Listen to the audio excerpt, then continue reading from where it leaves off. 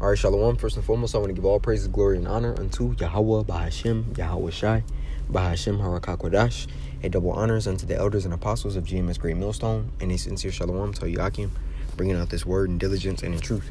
I want to let this video play and then get into it.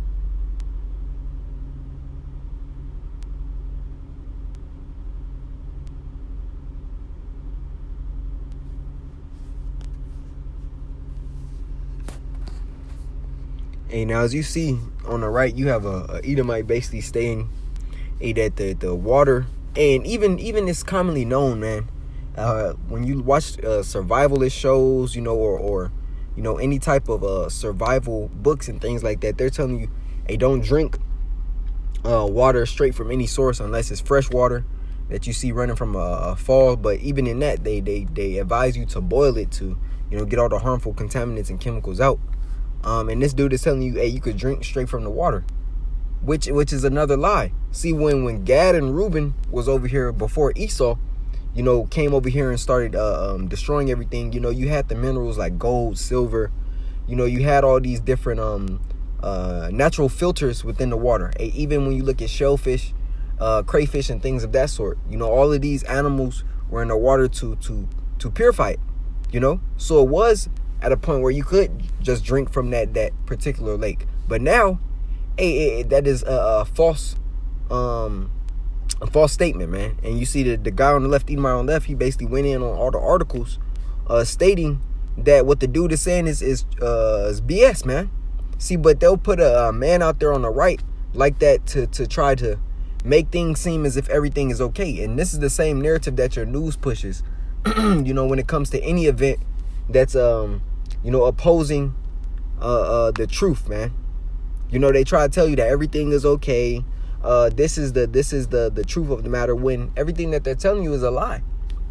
Now, as we're told and taught here at Great Millstone, we just don't listen to anything. We look up information for ourselves, through the Spirit.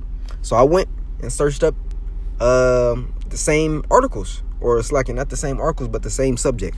And it tells us 8 miles of lead-laden cables reported leaching into Lake Tahoe, right? And this is from SF Gate.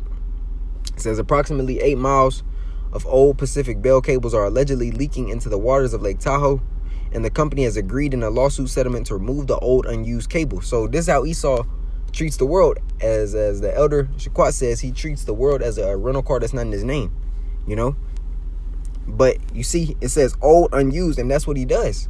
When he's done with the project, or a project fails, he doesn't clean up the mess. He keeps the mess in that area, or transfers that trash or debris into other parts of the earth, even space, because you have something called space trash, right? It says earlier this month, California Sports Fishing Protection Alliance, a nonprofit organization, let's see what they did. It says the cables have been in disuse since the 1980s, when the Pacific Bell switched to fiber optic cables.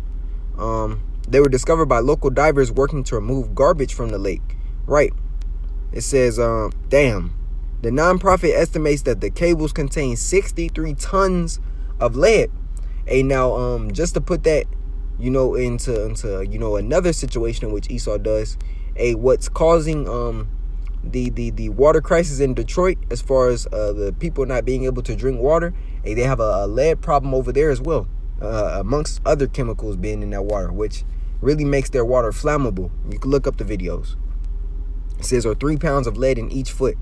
While the amount of lead the cables have leached into Lake Tahoe is unknown, the attorneys found that 3 feet of cable left for 1 day in a tub of Lake Tahoe water, leached 4,800 times the amount of lead allowed to enter into a source of drinking water. Wow. Hey, but this just goes to show you, man, that's why the earth needs to be under new management. I want to grab a couple precepts. This is the book Isaiah 24. And 4, and it reads, the earth mourneth and fadeth away, the world languisheth and fadeth away, the hardy people of the earth do languish. And it's because why? Because you have a wicked ruler ruling. 5, the earth also is defiled under the inhabitants thereof, because they have transgressed the laws, changed the ordinance, broken the everlasting covenant. Right, Yahweh Bashem Yahushua said, laws, statutes, and commandments, which are guidelines, not only for the people, but for the earth, and how things should be ran. You know, you have something called a land Sabbath, which gives the land time to rest and restore and heal. But Esau does what? He plants all these crops every year, every season, and it basically strips the soil of its nutrients and forces it to try to yield, right? But not only that, what does he do?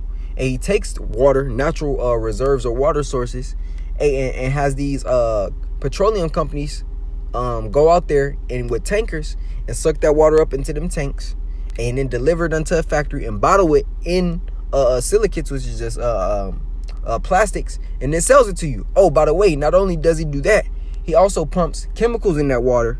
That's why you see on your water, it doesn't say ingredients, just pure or purified water. It'll say water plus sodium bicarbonate or all these other minerals, because it's not just water that you're drinking. You know, it's chemically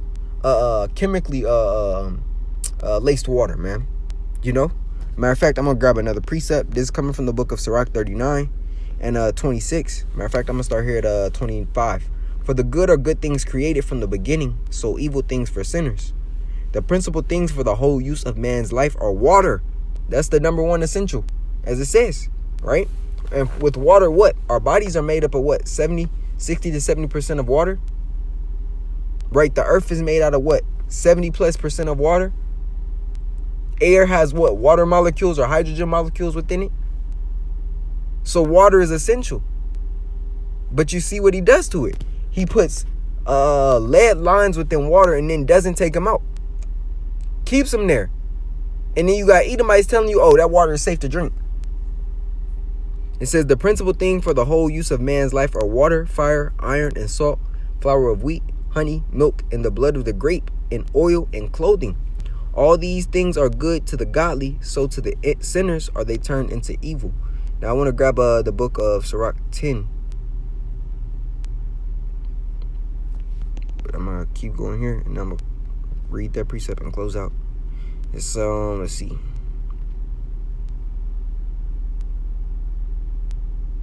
It says the removal cost could be greater than $1.5 million, but look at the benefit it will have on the environment if you take those out. So that probably means that, well, not probably, that means the fish that we're eating or the fish that people are grabbing out of that water is toxic and chemically messed up because they're swimming in the lead toxified water, which means everything out of that water is being messed up. So algae may be dying, which is important into the ecosystem of the water, you know, along with the minnows, the frogs that may live there, the snakes who drink their water out of that specific region. Every animal in that region is basically slowly dying because they all need that as a source of water. Right? This Sirach 10 and 3, it says, an unwise king destroyeth his people, but through the prudence of them which are in authority, the city shall be inhabited. Right? Because Esau is that unwise king. The wicked. The scripture says, I believe it's John. John 10 and 10, the thief cometh not but for to steal, to kill, and to destroy. And that's exactly what Esau does. He makes sure he leaves his mark everywhere he's at. It's not hard to figure out where this devil is ruled because look at his track record. Every place where he stepped his foot and so-called put his post up, there's destruction around him. That's how you figure out where Esau's been. Look how fucked up it is. This is 4. It says the power of the earth is in the hand of the Lord. In a due time, he will set over one that is profitable, which ultimately is going to be under Yahweh and Yahweh Shai, King David the 12, and the rest of the elect. And the earth is going to be in harmony. That's why when we go to the scriptures in Isaiah where it says the first tree shall rejoice, you know, that's going to be a thing that's going to be active in the earth. You know, you're going to see a happiness throughout their creatures. And the nation's going to enjoy it as well because they're going to see what harmony, peace, and serenity feels like. You know? So Lord willing, this lesson was edifying unto the body. I want to give all praises, glory, and honor unto Yahweh, Bahashem, Yahweh Shai, Bahashem, Harakakwadah. A double honors unto the elders and apostles of GMS Great Millstone, and a sincere shalom to Yaki in bringing out this word in diligence and in truth. Shalom.